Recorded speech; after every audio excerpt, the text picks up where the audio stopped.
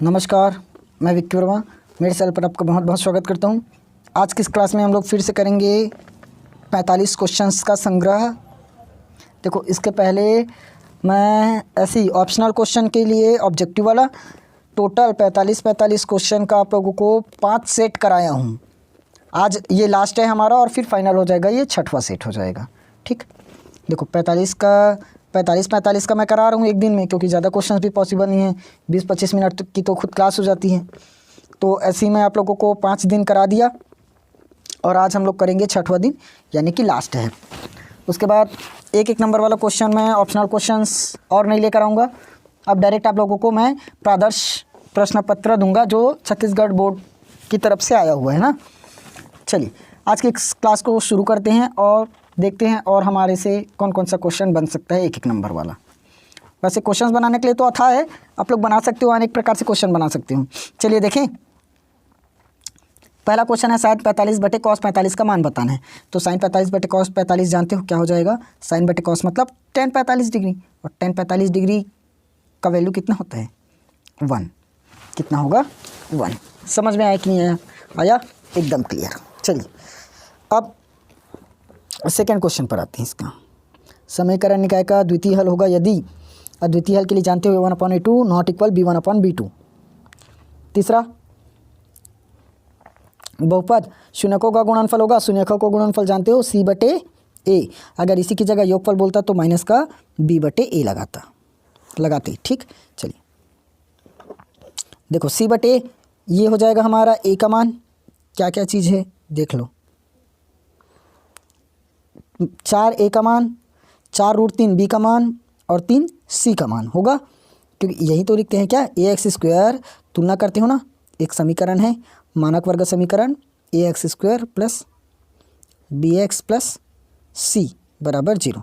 इससे हम क्या कर देते हैं, तुलना कर देते हैं। तो देख लो निकल जाएगा। c का मान क्या निकला? 3। c का मान आया 3, a का मान निकला 4। 3/4 ये ऑप्शन स। चलिए अगला क्वेश्चन पर आते हैं। tan 90 डिग्री माइनस 60 डिग्री क्या बन जाएगा? tan 30 degree. tan 30 डिग्री का मान याद है? द नंबर हो जाएगा 1/√3। और अगर याद नहीं है तो निकालने के लिए बताया हूँ। tan का फॉर्मूला जानते हो क्या होगा? साइन बटे कॉस, और यहाँ कितना डिग्री मिल रहा है? 30 डिग्री। 30 डिग्री तो साइन 30 अंश का मान 1/2, कॉस 30 का मान √3/2। 2 से 2 को काटो, ऊपर में 1 बचा, नीचे में √3 बचा, तो 1/√3 आंसर होगा। 18 और 6 का तृतीय अनुपाती बताइए। ये होगा ना ऑप्शन। 18 और 6 का तृतीय अनुपाती बताना है, बताइए 18 और 6 का तृतीय अनुपाती क्या होगा? देखो क्या करते हैं, 18 अनुपात x अनुपात, अरे एक मिनट मैं कहाँ से x लिख दिया? 18 और 6 का क्या बताना है? तृतीय अनुपात ना। तो 18 लिए, उसके बाद 6 लिए और तृतीय अनुपात में हम x मान दिए, तो इसको क्या लिखेंगे? 18 अनुपात 6, बीच वाले को डबल लिखो समानुपात करके, क्या बन जाएगा? 6 अनुपात x। 6 अनुपात x क्या कर देंगे इसको? 18/6 समानुपात मतलब बराबर, इसको कर दो 6/x। तो क्या कर देंगे? 6 गुणित 6, 6 गुणित 6 बराबर ये बन जाएगा 18 गुणित x, यानी कि 18x। तो 18 का इधर डिवाइड है, इधर लाओगे तो गुणा है, इधर लाओगे तो डिवाइड हो जाएगा। 6 गुणित 6/18, 6 कम 6, 6 × 18, 3 दूनी 6, कट गया। कितना आया? फाइनली कट फिट कर 2 आया, 2 आंसर होगा। 5वां हो गया। अब उसके बाद देखो खाली स्थान आ गया।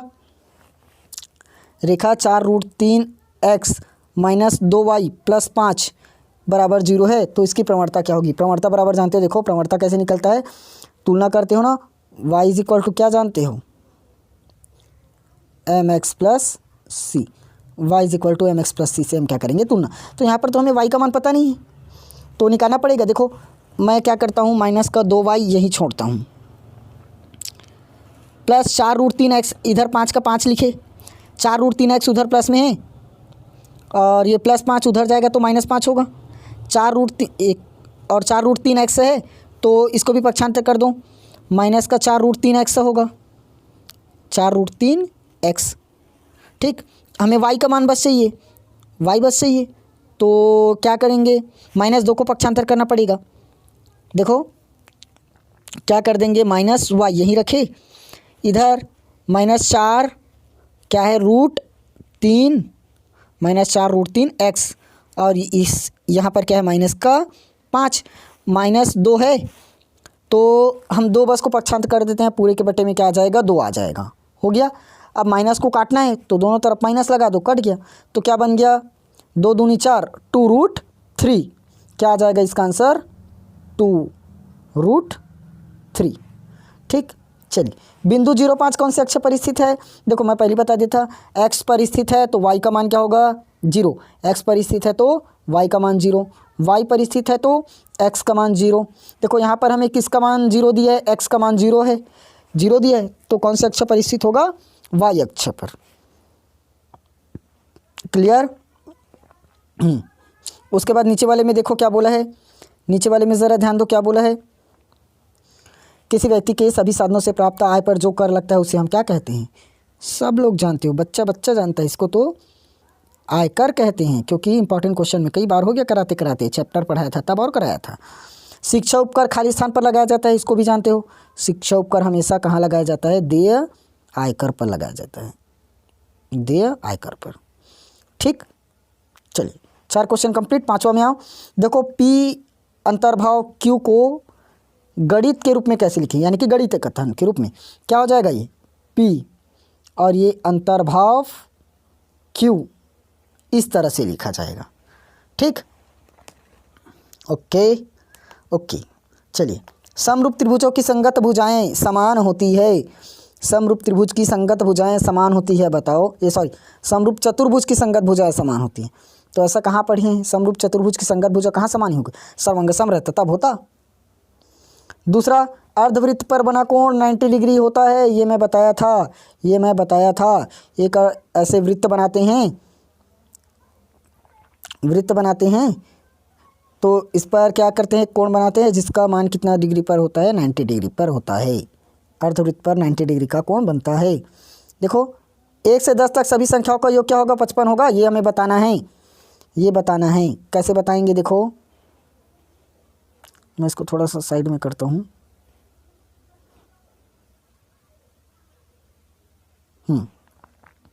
देखो 1 से 10 तक की सभी संख्याओं का योग 55 होगा। देखो क्या करेंगे, 1 + 2 + 3 ऐसे करके 10 तक जाओगे ना। अब पूरे को जोड़ते तो नहीं रहोगे, 2 और 1 3, 3 6 4 10, ऐसे बहुत टाइम चला जाएगा।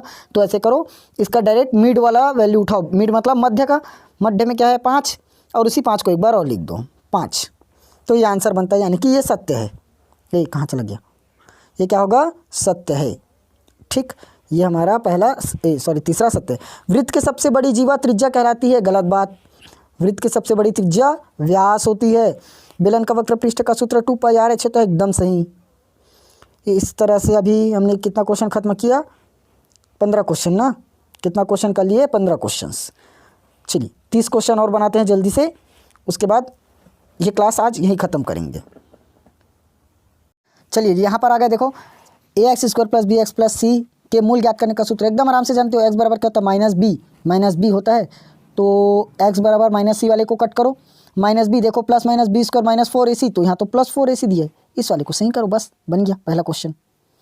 दूसरा क्वेश्चन में आते हैं, a और -a/5 का समांतर माध्य होगा। देखो समांतर माध्य में क्या करते हैं, a/5 दोनों को जोड़ते हैं, तो यहाँ तो प्लस और माइनस माइनस हो जाएगा, /2, तो माइनस से प्लस से कट जाएगा, 0 तो आया, 0/2 मतलब 0। कौन से ऑप्शन में है 0, देख लो जल्दी, ये बी। तीसरा जल्दी आप लोग मुझे बताओ, यदि घनाभ की भुजाएं 2 सेंटीमीटर, 3 सेंटीमीटर और 4 सेंटीमीटर है, तो उसका विकर्ण क्या होगा, जानते हो विकर्ण के लिए फॉर्मूला क्या है, √a² + b² + c², तो 2² + 3² प्लस कर दो 4 का स्क्वायर, क्या हो जाएगा, 2 का वर्ग 4, 3 का वर्ग 9, 4 का वर्ग 16, 16 4 20, 20 9 29, √29 आ जाएगा, √29। ठीक, क्या होगा, √29। अगला, वृत्त पर किसी बिंदु पर कितनी स्पर्शरेखा खींच सकते हैं। देखो इसको तो पिछले सेट में करा दिया, क्या और कराया था तुम। वृत्त पर स्थित किसी बिंदु पर, ये वृत्त हुआ, इस पर हम क्या कर देते हैं, कोई बिंदु रख देते हैं। क्या कर देंगे, कोई बिंदु रख देंगे। ये लो, वृत्त पर स्थित किसी बिंदु पर कितनी स्पर्शरेखा खींच सकते हैं, ये लो खींच दो। ये कहाँ खिंचाया, 1 मिनट, कहाँ खींचे, खींच दो। कितना स्पर्शरेखा हुआ, एक ही स्पर्शरेखा तो हुआ, कितना स्पर्शरेखा हुआ, 1, तो ये हो जाएगा। उसके बाद देखो क्या बोला इस बार, 2 समरूप त्रिभुजों के क्षेत्रफलों का अनुपात कितना है, 36:49। तो क्या आ जाएगा, इसको आप लोग मुझे बताओ बनाकर। ये खाली स्थान का क्वेश्चन, फिर से खाली स्थान बना 4, ये आप लोग मुझे बताओगे। x² - 8x के मूलों का योग, मूलों का योग बताना है। देखो इस क्वेश्चन को करा देता हूँ। x² - 8x, सामने में कुछ नहीं है तो क्या करोगे, +0 ही करोगे, बराबर 0। एक तो नहीं कर सकते ना। तो मूलों का योग बताने, मूलों का योग का फॉर्मूला क्या है, -b/a, -b/a, इसकी हमें ज़रूरत नहीं पड़ेगी। और गुणनफल के लिए बोलता तो c/a, तो ये माइनस हुआ, b का मान पता चल गया, यहाँ से -8 हो जाएगा, और बटे में a का मान 1, तो कट जाएगा, 8 ही होगा आंसर। ठीक, क्या होगा, 8 होगा। समझ में आया कि नहीं आया। किसी चाप द्वारा केंद्र पर बनाया गया कोण, किसी चाप द्वारा केंद्र पर बनाया गया कोण परिधि के शेष भाग में बने कोण का क्या होता है, ये तो बता दिया था मैं, ये तो मैं करा दिया था। क्या होता है, दुगुना। क्या होता है, दुगुना। ठीक, देखो इसको आप लोग मुझे बताओगे क्या, sec² 90 - थीटा - tan² 90 - थीटा। सेक किस में बदलता है जानते हो, sec 90 - थीटा मतलब क्या होता है, जल्दी बताओ। sec 90 - थीटा किस में बदलता है, जल्दी बताओ sec 90 - थीटा किस में नहीं पता चला। सेक तो डायरेक्ट tan में बदलता है, तो क्या हो जाएगा, tan² थीटा माइनस ये किस में बदलता है, sec² थीटा। अब इसका मान आप लोग मुझे बताएंगे, फॉर्मूला बेस्ड है भाई। ये वाला भी आप लोग करके बताओगे, 1/2। पिछली सेट में मैं कई क्वेश्चंस को ऐसे कराया हूँ। 1/, देखो साइन 17 को हम क्या लिख सकते हैं, 1/, कोसेक 17, 1/, कोसेक 17, अंतिम कोसेक 17 पहले कट जाएगा, 1/2 बच जाएगा। ठीक, देखो आप सत्य असत्य में आ जाओ।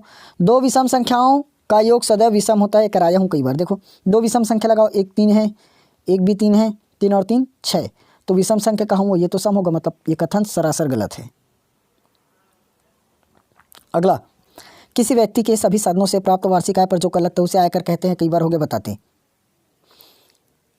ये मूल बिंदु से -5 0 के बीच की दूरी, मूल बिंदु हो जाएगा हमारा 0 0, -5 और 0 के बीच की दूरी बताना है। तो -5 में 0 घटाओ, 0 में 0 घटाओ, तो क्या हो जाएगा, 5 का वर्ग 25, 25 5 इकाई। बताओ अब आंसर, इसका आंसर आप लोग मुझे कमेंट सेक्शन पर बताएंगे। ये हो गया 1 नंबर वाला और क्वेश्चन हमने, और 15 क्वेश्चन खत्म कर दिया। इस तरह से हमारा हो गया टोटल 30 क्वेश्चंस, 30 क्वेश्चंस और बताते हैं। चलो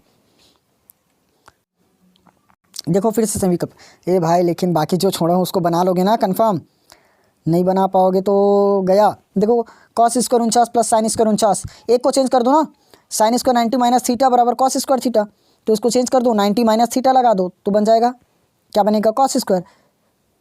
तो चेंज करो, देखो मैं ऐसे बोल रहा हूँ, समझो समझो समझो समझो। cos² 49 डिग्री है, हम sin² को कैसे लिख सकते हैं, या तो अरे 1 मिनट मैं गलत बता रहा हूँ, 1 मिनट रुको। देखो हमने ये फार्मूला तो पढ़ा है, क्या ये फार्मूला तो पढ़ा है हम लोगों ने, क्या फार्मूला, मैं ये बोल रहा हूँ, sin² theta plus cos² theta बराबर क्या होता है, 1। अब थीटा का मान, यहाँ थीटा है तो यहाँ भी थीटा, तो यहाँ देखो ना भाई, यहाँ 49 है तो यहाँ भी तो 49 ही है, तो यहाँ पर इसका मान कितना होना चाहिए, 1, बस। नेक्स्ट क्वेश्चन, ये चतुर्थांश वाला मैं बोरियस लग गया, मैं नहीं बताऊंगा। 5 और 20 का मध्यानुपाती होगा, बताएं, इसको मैं बताऊंगा। 5 और 20 का मध्यानुपाती, मैं मध्य में मान लेता हूँ x, अनुपात में 20, ये मध्यानुपाती बोला है ना, तो क्या करूँगा मैं, 5:x लगाऊंगा, क्या चीज़, 5:x, समानुपात लगाऊंगा बीच में, फिर लगा दूंगा x अनुपात में 20, x अनुपात 20, तो क्या हो जाएगा, 5/x पहले मिलेगा मुझे, इधर जाकर मुझे क्या मिलेगा, x बटे में 20, तो x इंटू x करूँगा तो मुझे क्या मिलेगा, x का स्क्वायर मिलेगा, और इधर क्या मिल जाएगा मुझे, 20 पंचे 100 मिल जाएगा, क्या होगा, 20 पंचे 100 मिल जाएगा। अब ये क्या मिलेगा, +-10 नहीं होगा स्क्वायर में, क्या होगा, +-10। ठीक, समझ में आया कि नहीं आया, आया एकदम कंफर्म आया, +-10 आएगा भाई, आंसर सही लगाओ, टिक लगा कर आओ। यहाँ से पढ़े, चलो आगे बढ़े। द्विघात समीकरण का विविक्त कर 0 है, एक मूल 5 है तो दूसरा मूल क्या होगा? देखो विविक्त कर क्या है 0, एक मूल जब 5 आया तो दूसरा मूल क्या है, ये आप लोग मुझे बताएंगे। कई बार हो गया मुझे कराते कराते। वित्तीय वर्ष की अवधि, इसको भी मैं पहले बता दिया हूँ। उसके बाद देखो, एक घन की विकर्ण की लंबाई 13√3 है तो घन की भुजा क्या होगी, इसको भी बताओगे, पहले भी करा दिया था। एक विषम संख्या और सम संख्या का योग बताओगे, समरूप बहुभुज की संगत भुजा खाली स्थान होती, हाँ इसको बता देता हूँ, ये होगा हमारा समानुपातिक। समरूप बहुभुजों की संगत भुजाएं क्या होगी, अनुपातिक होती है ना। वृत्त के बाह्य बिंदु से वृत्त पर खाली स्थान स्पर्शरेखा खींची जा सकती है, ये भी बता दी हूँ। 5वां क्वेश्चन भी बता दिया हूँ। ठीक, अगर मैं यहाँ पर बाकी को इसलिए छोड़ देता हूँ क्योंकि आप लोग वैसे में पिछला क्लास देखते नहीं हो, क्योंकि राह चलते ऐसे ही मिल गया यूट्यूब पर वीडियो, देख लेते हैं भाई क्या बोला है। तो ये पूरा का पूरा सल्यूशन मैं पिछले क्लासों में करा चुका हूँ, पिछले क्लास में करा दिया, और आप लोग यहाँ पहुँचे हो तो कैसे चलेगा। ये पिछले क्लास को जाकर देखो ना, क्योंकि हो चुका है। ठीक, देखो ये तीसरा का मैं बता दिया था ना, अनुपातिक होती है करके, ये अनुपातिक। चलो इस तरह से आज हमने फिर से कितना क्वेश्चन ख़त्म किया, 45 क्वेश्चन। देख लो भाई, मैं 45 क्वेश्चन बोला था, 45 क्वेश्चन आप लोगों को 6 दिन लगातार दिया हूँ, 6 दिन लगातार दिया, यानी कि 270 क्वेश्चंस मैं आप लोगों को प्रोवाइड कर चुका हूँ। लीजिए हमारे मोबाइल की बैटरी भी गई। 270 क्वेश्चंस मैं आप लोगों को दे दिया ना, और एक दिन शायद मैं कम दिया था, 15 क्वेश्चन कम है, तो खैर उतना कहाँ तक हो गए, लगभग हमने पूरा 250 क्वेश्चंस को तो कवर किया। 250 क्वेश्चन यदि आप लोग बना लिए तो एकदम गणित में माहिर बन गए समझो, पूरा इसी से आएगा, याद रखना। ठीक, चलिए इस तरह से हमारा ये सीरीज़ ख़त्म हो गया, पूरा हमने 1 नंबर वाला क्वेश्चन आज फिनिश कर डाला। ठीक, चलिए अब आप लोग मुझे बताना कल क्या बताना है। अब आप लोग इधर जो टॉपिक पर बोलोगे मैं उस टॉपिक पर आप लोगों को क्लास दूंगा, क्योंकि मैं पूरा का पूरा इंपॉर्टेंट क्वेश्चन करा दिया। 1 नंबर का हो गया, 2, 3, 4, 5 पूरा 6 नंबर तक इंपॉर्टेंट क्वेश्चंस को कराया, साथ में पूरा इंपॉर्टेंट क्वेश्चंस का आंसर कराया, मार्किंग वाइज पूरा कराया, चैप्टर वाइज पूरा कराया। हाँ, चैप्टर वाइज पूरा 1-1 नंबर का बचा है। अगर इस बार बोलोगे तो मैं चैप्टर वाइज पूरे का टॉपिक लेकर आऊँगा, इस टॉपिक से आएगा पूरा, तैयार कर लेना करके। ठीक, इसी बस और बता दूंगा, चैप्टर वाइज मैं 1-1 नंबर वाला क्वेश्चन को आप लोगों को दे दूंगा। चलिए मिलेंगे कल की क्लास में अब एक दूसरे टॉपिक के साथ। फिलहाल हमने पूरा का पूरा अपना सिलेबस ख़त्म कर दिया, इंपॉर्टेंट क्वेश्चन ख़त्म कर दिया, प्रीवियस ईयर पेपर भी ख़त्म कर दिया। ठीक, अब आएंगे दूसरे क्लास में। चलो तब तक के लिए जय हिंद, वंदे मातरम।